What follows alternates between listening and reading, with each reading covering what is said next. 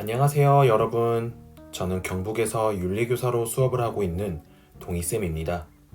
제 수업을 듣는 우리 학생들뿐만 아니라 다른 학교의 학생들도 이렇게 유튜브로 만날 수 있어서 무척 반갑습니다. 앞으로의 강의는 선생님이 직접 제작한 교재로 이루어집니다. 해당 교재의 내용은 동영상에 함께 나오긴 하겠지만 가능하다면 본문의 링크에서 전자책을 구입해서 보길 권합니다. 혹여나 혹시 공부하다가 궁금한 부분이 있으면 동영상 댓글 기능을 활용해도 되고 인스타그램 DM을 보내도 되겠습니다. 본 오리엔테이션은 윤리 공부법을 바탕으로 올해의 수업 방향과 교재 활용법을 다루겠습니다. 아마도 대부분의 학생이 윤리 과목을 생활과 윤리라는 과목으로 처음 접할 것입니다. 여러분들이 배웠던 도덕이나 통합사회 과목에도 윤리와 관련된 내용이 일부 나오긴 하겠지만 본격적으로 배우는 것은 아마 지금부터겠지요. 윤리는 단순한 암기 과목인 것처럼 보이지만 실은 그렇게 단순하지만은 않습니다. 사상가들의 개념을 암기하는 것은 물론 중요하지만 어떤 사상가가 주장하는 핵심적인 결론만 선별해서 외우는 것은 자칫 위험할 수 있습니다. 사상가들의 이론은 복잡한 논리와 논증 과정을 거쳐서 어떠한 결론으로 흘러갑니다. 수능 윤리는 사상가들의 결론만을 다루지 않고 결론으로 이르는 논리적 구조를 대상으로 출제하기도 합니다. 그러나 윤리 사상은 해당 사상가가 평생에 걸쳐서 정립한 이론이므로 모든 내용을 처음부터 완벽하게 이해할 수 없습니다. 심지어 강의를 하고 있는 선생님들조차 모든 사상의 전문가가 될 수 없고 가끔씩 오류를 범할 수도 있습니다. 그렇다면 학생 입장에서 어떻게 공부를 해야 할까요? 우선 각 사상가가 주장하는 개념들의 키워드들을 파악합니다. 해당 키워드는 교재에서 주로 볼드 처리하여 굵은 글씨로 나와 있습니다. 보통 수능 문제는 해당 키워드에 대한 사상가들의 입장을 묻곤 합니다. 따라서 우리는 키워드의 핵심 개념을 파악하고 여기에 점차 살을 붙여 나가면서 파생되는 추가적인 개념들을 정리하며 전체적인 흐름을 이해해야 합니다. 윤리 과목은 특성상 글을 읽어보면 다 이해되어 보이고 쉬워 보이지만 막상 문제를 풀면 어렵게 느껴집니다. 이것은 여러분들이 해당 사상가의 전체적인 맥락을 어렴풋이 이해한 것이지 특정 사상을 어느 정도 완전히 이해한 것이 아니기 때문입니다.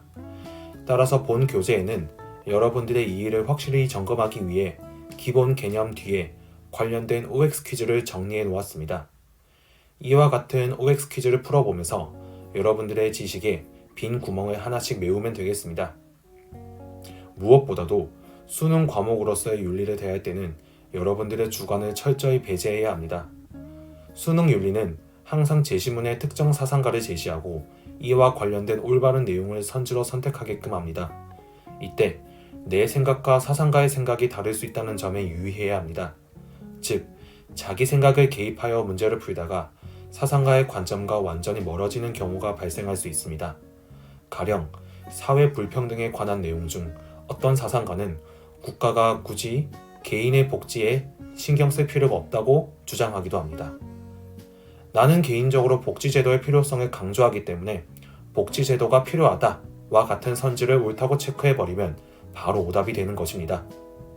이런 내용들에 유의해서 공부를 시작하면 좋을 것 같습니다. 교재 4페이지를 보면 기출문제 출제 단원이 있습니다. 저는 교과서의 대단원과 중단원, 소단원을 재구성해서 수능 유형에 맞도록 총 23개의 주제로 재편성했습니다. 그리고 23개의 주제를 바탕으로 최근 3년간 출제된 주제들을 분석해 보았습니다. 이 표를 본다면 어느 주제, 어느 사상가가 자주 출제되고 중요한지, 그리고 어떤 주제가 상대적으로 출제가 되지 않아 덜 중요한지 파악할 수 있을 것입니다. 교재의 본 내용은 다음과 같이 구성되어 있습니다. 우선 각 주제에 해당되는 사상가들의 내용을 맨 앞쪽으로 모았고 동양과 서양으로 각각 구분하여 제시했습니다. 그리고 뒤쪽에는 교과서에서 다루고 있는 해당 주제와 관련된 사회 쟁점들에 대해 설명했습니다.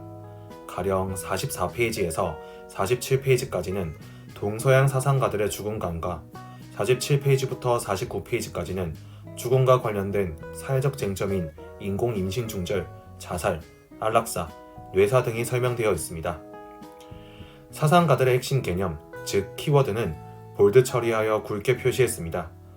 그리고 해당 개념에서 논리적 전개가 확정된다면 숫자 아래에 소수점을 표시해서 설명했습니다. 2.1, 2.2와 같은 식으로 말이죠. 글씨체가 바뀌고 음영 처리가 된 부분은 해당 사상가의 원전에서 발췌한 내용입니다. 설명한 내용을 보다 정확하게 이해할 수 있도록 사상가들의 입을 직접 듣고 이해하는 것이지요. 종종 이 내용들이 수능에서 제시문으로 출제될 수도 있습니다. 48페이지와 같이 사회적 쟁점들을 다루고 있는 내용들도 수능에서 종종 출제가 됩니다. 다만 이 내용들은 보통 국어 독서 지문처럼 제시문에서 다루는 내용과 조건들을 잘 읽고 풀면 어렵지 않습니다. 그러니까 실수만 하지 않는다면 거의 틀릴 일이 없는 내용들인 거죠.